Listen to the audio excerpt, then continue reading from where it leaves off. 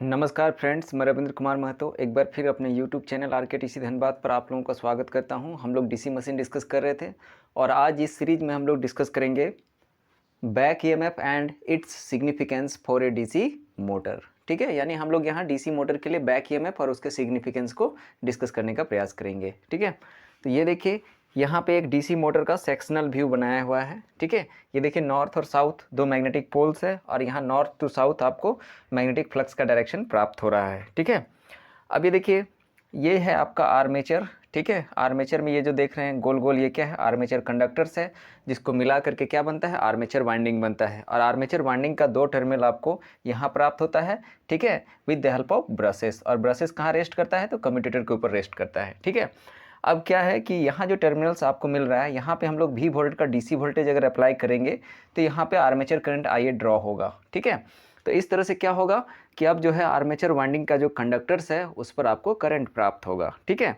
तो ये देख लीजिए, ये नॉर्थ पोल और साउथ पोल के बीचों बीच से एक परपेंडिकुलर एक्सिस अगर हम लोग ड्रॉ करेंगे तो उसको हम लोग मैग्नेटिक न्यूट्रल एक्सिस कहते हैं, जिसको हम लोग शॉर्ट में MNA कहते हैं।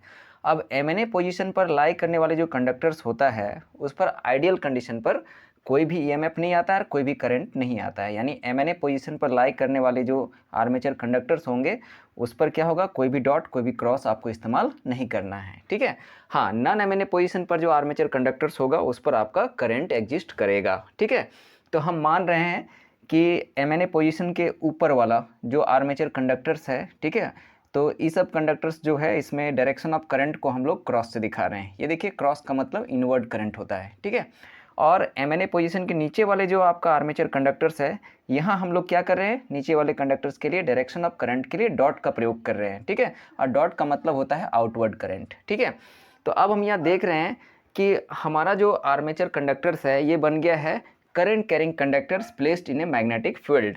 इसलिए क्या होगा कि ये सब जो करंट कैरिंग आर्मेचर कंडक्टर्स है, ठीक है, उस पर क्या होगा, फोर्स इंड्यूस होगा। और फोर्स का डायरेक्शन को निकालने के लिए हम लोग फ्लेमिंग्स लेफ्ट हैंड रूल का प्रयोग कर सकते हैं। तो फ्लेमिंग्स लेफ्ट हैंड रूल क्या कहता है कि लेफ्ट हैंड का 3 फिंगर, ठीक है, ये 4 फिंगर, मिडिल फिंगर और थंब, ये तीनों फिंगर को आप म्यूचुअली परपेंडिकुलर अगर आप रखते हैं तो क्या होगा, 4 फिंगर अगर फ्लक्स के डायरेक्शन को बताता है, मिडिल फिंगर अगर डायरेक्शन ऑफ करंट बताता है, तो ये थंब जो है डायरेक्शन ऑफ इंड्यूस फोर्स बताएगा। तो यहाँ पे हम लोग फ्लेमिंग्स लेफ्ट हैंड रूल का प्रयोग करते हुए, ठीक है, आर्मेचर कंडक्टर्स पर जो है इंड्यूस फोर्स का डायरेक्शन को डिटरमाइन कर सकते हैं। तो चलिए इसको हम लोग थोड़ा सा अप्लाई करेंगे। तो यहाँ देख लीजिए, यहाँ इस कंडक्टर की अगर बात करेंगे तो यहाँ आपको डायरेक्शन ऑफ करंट क्रॉस से दिखाया गया है, यानी क्रॉस का मतलब इनवर्ड करंट है। तो हम यहाँ पर देखते हैं, ये देखिए फ्लक्स नीचे है, ये देखिए यहाँ पे फ्लक्स नीचे है, तो फ्लक्स नीचे हो गया। और क्रॉस का मतलब क्या होता है, करंट भीतर की ओर है, तो करंट भीतर की ओर है। ठीक है, तो इस तरह से ये वाला कंडक्टर जो देख रहे हैं उसके लिए फ्लक्स नीचे है, करंट का डायरेक्शन भीतर की ओर है, तो फोर्स आपको इधर प्राप्त होगा। इसलिए यहाँ पे हम डायरेक्शन ऑफ फोर्स इस तरह से दिखा सकते हैं। ठीक उसी तरह से यहाँ वाला अगर कंडक्टर की हम बात करेंगे तो यहाँ अगर हम लोग Fleming's left hand rule apply करेंगे तो देखिए किस तरह से अप्लाई होगा। ये देखिए फ्लक्स नीचे है आपका और यहाँ डायरेक्शन ऑफ करंट डॉट है, डॉट का मतलब आउटवर्ड करंट। तो इस तरह से यहाँ फ्लक्स नीचे, करंट आउटवर्ड हो गया, तो हमारा फोर्स का डायरेक्शन इधर मिलेगा। तो ये देखिए फोर्स का डायरेक्शन आप ऐसे दिखा सकते हैं। तो इसी तरह से जो है फ्लेमिंग्स लेफ्ट हैंड रूल का प्रयोग करते हुए, ठीक है, सारा करंट कैरिंग कंडक्टर के लिए जो है आप डायरेक्शन ऑफ फोर्स डिटरमाइन कर सकते हैं। तो यहाँ पर क्या होगा कि हम लोगों को एक रिजल्टेंट ट्विस्टिंग मोमेंट मिलेगा या रिजल्टेंट टॉर्क मिलेगा, ठीक है, एंटी क्लॉकवाइज डायरेक्शन पर। और इसीलिए क्या होगा कि एंटी क्लॉकवाइज डायरेक्शन पर आपका जो है आर्मेचर घूमने लगेगा और आर्मेचर घूम के क्या करेगा, शाफ्ट के थ्रू मैकेनिकल लोड को हैंडल कर सकता है। ठीक है, तो फिलहाल अभी के सिचुएशन पर ये हमारा जो आर्मेचर है वो एंटी क्लॉकवाइज घूमेगा किसी पर्टिकुलर स्पीड पर। ठीक है, अब देखिए क्या है कि जब ये, ठीक है, डीसी मोटर का आर्मेचर रोटेट करेगा किसी पर्टिकुलर स्पीड पर, तो होता क्या है कि ये सब जो आर्मेचर कंडक्टर्स है वो फ्लक्स कट करता है। ठीक है, ये सब आर्मेचर कंडक्टर्स घूमने के दौरान फ्लक्स कट करता है।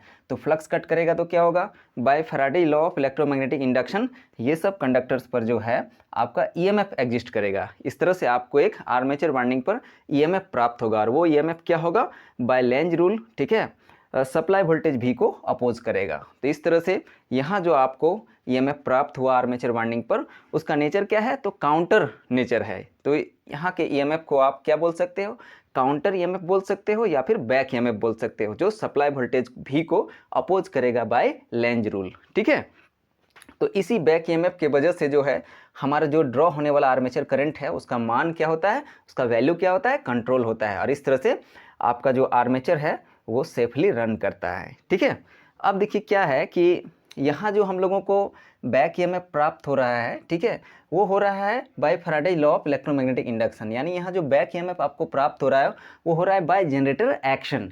इसीलिए क्या होगा कि यहाँ जो बैक ईएमएफ होगा उसका एक्सप्रेशन बिल्कुल वैसा ही होगा जैसा कि ईएमएफ इक्वेशन होता है डीसी जनरेटर के लिए। तो इस तरह से क्या होगा कि अगर हम बैक ईएमएफ को ईबी से दिखाएंगे, ठीक है, तो उसका एक्सप्रेशन को इस तरह से लिख सकते हैं। क्या लिख सकते हैं, तो back EMF EB equal to P⁴N/60 into Z/A volt. ठीक है, तो ये इक्वेशन बिल्कुल सिमिलर है जैसा कि आपका डीसी जनरेटर के लिए ईएमएफ इक्वेशन होता है। ठीक है, अब क्या है कि वेयर अगर हम देखेंगे तो P इक्वल टू क्या है, नंबर ऑफ पोल्स है, phi equal to flux per pole in weber है, N equal to speed in RPM है, और Z equal to number of armature conductors है, और A equal to number of parallel paths है। यहाँ A का value जो है इक्वल टू P होता है। P क्या है, नंबर ऑफ पोल्स है, किसके लिए, तो A इक्वल टू P होता है किसके लिए, तो for simplex double layer lap winding के लिए, और यही number of parallel path A equal to 2 लिख सकते हैं किसके लिए, तो simplex double layer wave winding के लिए। ठीक है, तो चलिए हम लोग बैक ईएमएफ का जो इक्वेशन है उसको हम लोग जनरेटर के यानी डीसी जनरेटर के ईएमएफ इक्वेशन की तरह जो है हम लोग समझ लिए हैं। ठीक है, अब देखिए क्या है कि हमारा जो डीसी मोटर है, ठीक है, उसका आर्मेचर का अगर इक्विवेलेंट सर्किट हम लोग ड्रॉ करने का प्रयास करेंगे तो इस तरह से इक्विवेलेंट सर्किट बना सकते हैं। ये देखिए सप्लाई वोल्टेज भी है, ये देखिए ड्रॉ होने वाला आर्मेचर करंट IA है, ये देखिए VB क्या है, तो ब्रश कॉन्टैक्ट ड्रॉप है जो मोस्टली 2 वोल्ट के आसपास में हम लोग कंसीडर करते हैं। ठीक है, और ये देखिए IARA क्या है, आर्मेचर वाइंडिंग पर होने वाला रेसिस्टिव ड्रॉप है। ठीक है, और EB आपका बैक ईएमएफ है। ठीक है, तो चलिए यहाँ IA आपका आर्मेचर करंट हो गया, और RA जो आप देखिएगा तो आर्मेचर वाइंडिंग का रेसिस्टेंस हो गया। ठीक है, तो इस तरह से आप आर्मेचर का इक्विवेलेंट सर्किट बना सकते हैं किसके लिए, डीसी मोटर के लिए। ठीक है,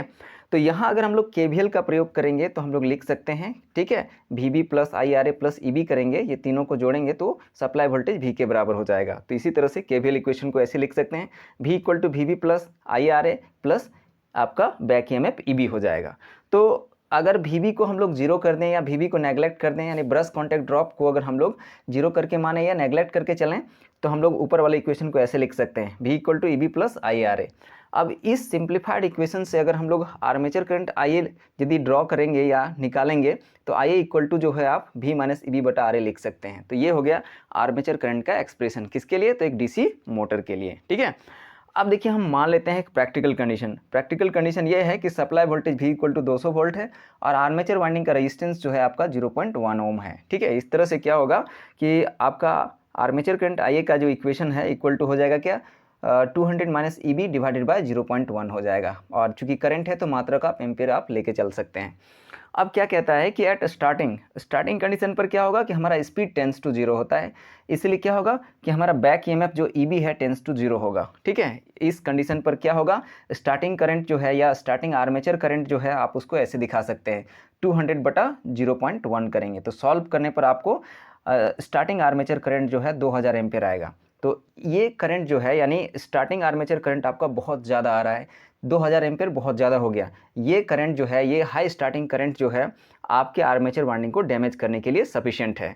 तो इसलिए क्या होगा कि हाई स्टार्टिंग करंट के अगेंस्ट आपको प्रोटेक्शन चाहिए, और उस प्रोटेक्शन के लिए हम लोग जो है स्टार्टर यूज करते हैं। ठीक है, आगे हम लोग स्टार्टर डिस्कस करेंगे। स्टार्टर क्या करेगा, स्टार्टिंग करंट के मान को कम करता है, जिससे क्या होगा कि शुरुआती कंडीशन पर या स्टार्टिंग कंडीशन पर आपका मोटर का आर्मेचर प्रोटेक्ट रहता है। ठीक है, अब देखिए क्या है कि रनिंग कंडीशन पर हमारा स्पीड हाई होता है, इसलिए क्या होगा बैक ईएमएफ भी हमारा हाई होगा। हम मान रहे हैं कि प्रॉपर रनिंग कंडीशन पर हमारा जो है बैक ईएमएफ 199 वोल्ट हो रहा है। In that case proper running condition पर अगर आर्मेचर करंट अगर हम निकालेंगे IA इक्वल टू, तो आप लिख सकते हैं 200 माइनस 199 डिवाइडेड बाई 0.1। तो सॉल्व करने पर आपका प्रॉपर रनिंग कंडीशन पर आर्मेचर करंट जो है 10 एम्पीयर आ रहा है। तो 10 एम्पीयर काफ़ी सेफ वैल्यू है, कम वैल्यू है। ठीक है, सेफ वैल्यू आप इसको बोल सकते हैं। इसलिए क्या होगा कि रनिंग कंडीशन पर आप, ठीक है, स्टार्टर का जो नीड है उसको आप ख़त्म कर सकते हैं, यानी रनिंग कंडीशन पर स्टार्टर की ज़रूरत को आप ख़त्म कर सकते हैं, स्टार्टर आप एलिमिनेट कर सकते हैं, स्टार्टर हटा सकते हैं। ठीक है, तो हम यहाँ देख रहे हैं कि रनिंग कंडीशन पर जो बैक ईएमएफ आ रहा है, ठीक है, वो मोटर के करंट को क्या कर रहा है, कंट्रोल कर रहा है, या मोटर के आर्मेचर करंट को वो क्या है, कम कर रहा है। ठीक है, और इस तरह से जो है मोटर को जो है एक सुरक्षा जो है यहाँ पर प्राप्त होता है। ठीक है, और जो स्टार्टर का रिक्वायरमेंट है वो भी रनिंग कंडीशन पर हमारा ख़त्म हो जाता है।